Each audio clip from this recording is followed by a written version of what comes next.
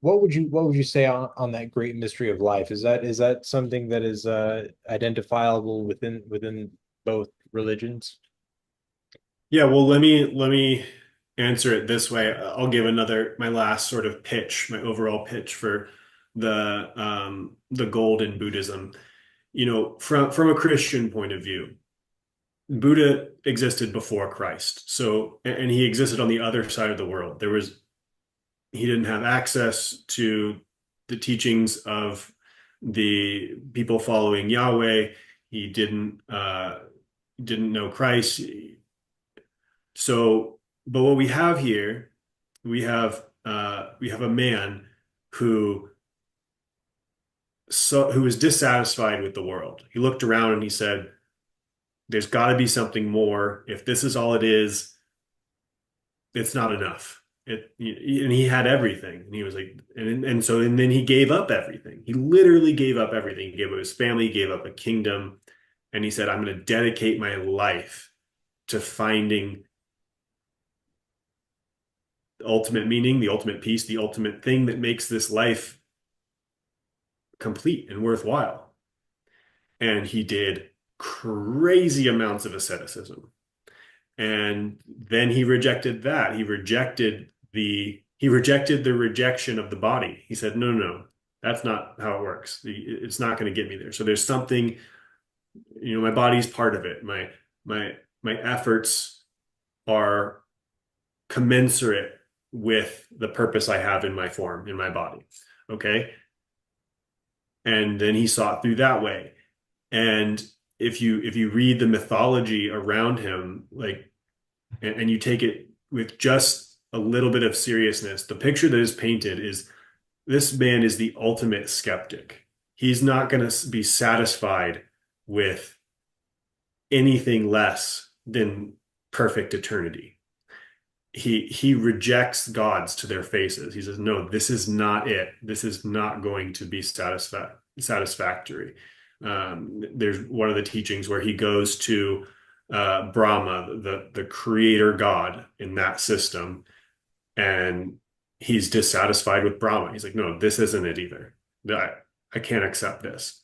He rejects all spiritual states, no matter what, the state of infinite bliss, whatever. He's like, "No, no, if this is it, there's still something missing. And it's not just this spiritual experience that I can have. It must be something else." So the idea that the Buddha was going to be duped, that he was mistaken, if he ever found something that he would be just mistaken by it, I mean, you can suppose that, but that's not the story. The story is this man was the ultimate seeker. He searched and he didn't stop for anything. There was only true perfection that would satisfy him. And then he couldn't say what happened, but he lived the rest of his life with a little smile on his face. He he said that there was an end to suffering. That, I mean, I expand on that in the book, but that's profound. He believed in infinite life. He believed in reincarnation. He believed reincarnation was hell because life was infinite suffering. And then he decided, he found out that there was an end to suffering. Unless you believe he was tricked, then what he had to have found was the true end to suffering. And if you're a Christian, there's only one true end to suffering. And he's looking for infinite peace.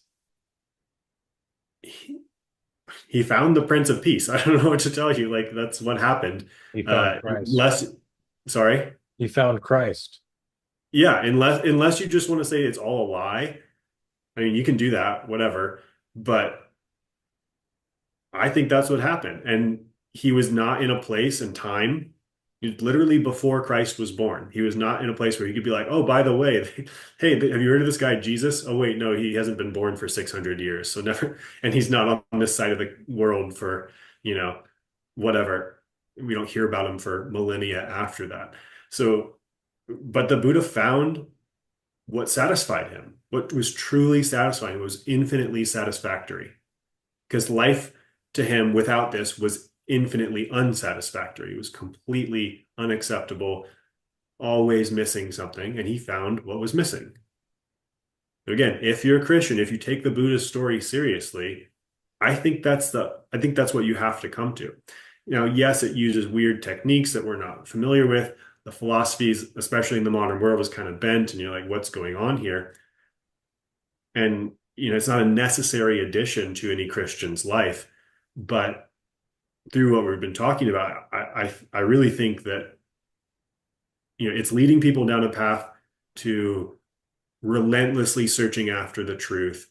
And it's very clear about not being uh, drawn in to limited spiritual experiences. It's very clear about rejecting the claims of all gods, all the pagan gods, we might say. And it's looking for that which is infinite, which is not finite, which is not part of creation. I mean, it's looking for God. Like that's what that's what's Yeah. there. If you're, it's kind of like John, if you have the truth in you, I think if you follow that formula, you're going to find Jesus and God at the end. If if you don't have the truth in you yet, then you're going to spin it in a bad way. Just like if you don't have the truth in you, you're going to spin Christianity in a bad way. So, anyways, that's my pitch for it.